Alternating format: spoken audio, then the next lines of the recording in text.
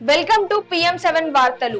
మే 10, 2026న హైదరాబాద్ లో ప్రధాని నరేంద్ర మోదీ పర్యటన మరియు బహిరంగ సభ నిర్వహించారు. భారీ భద్రత మధ్య పరేడ్ గ్రౌండ్ లో సభ జరిగింది. తెలంగాణ బీజేపీ నాయకులు సభ ఏర్పాట్లను పర్యవేక్షించారు. నరేంద్ర మోదీ మూడోసారి ప్రధాని అయిన తర్వాత తెలంగాణకు ఆయన చేసిన మొదటి అధికారిక పర్యటన ఇదే. ప్రధాని మోదీ హైదరాబాద్ పరేడ్ గ్రౌండ్ లో భారీ బహిరంగ సభలో ప్రసంగించారు మరియు హెచ్ఐసిసిలో సుమారు 9,400 కోట్ల విలువైన అభివృద్ధి పనులకు శంకుస్థాపనలు, ప్రారంభోత్సవాలు చేశారు.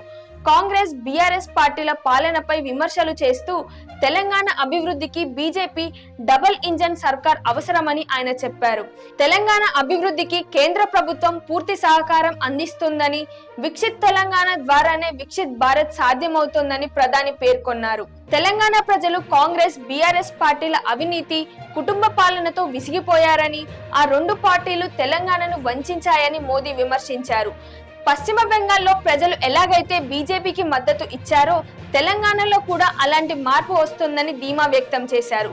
పశ్చిమాసియా సంక్షోభం నేపథ్యంలో విదేశీ మారక ద్రవ్యాన్ని ఆదా చేయడానికి ప్రజలు 1 సంవత్సరం పాటు బంగారం కొనడం తగ్గించాలని, ఇంధన వినియోగాన్ని నియంత్రించాలని ప్రధాని మోదీ విజ్ఞప్తి చేశారు. Zaheerabad integrated industrial smart city, Warangal PM మిత్ర park, Kakatiya mega textiles park, railway మరియు జాతీయ రహదారి ప్రాజెక్టులను ఆయన ప్రారంభించారు. తెలంగాణ సీఎం రేవంత్ రెడ్డితో మాట్లాడుతూ ఆయన రాజకీయాలను పక్కన పెట్టి కేంద్రంతో కలిసి పనిచేస్తే మంచిదని చమత్కరించారు.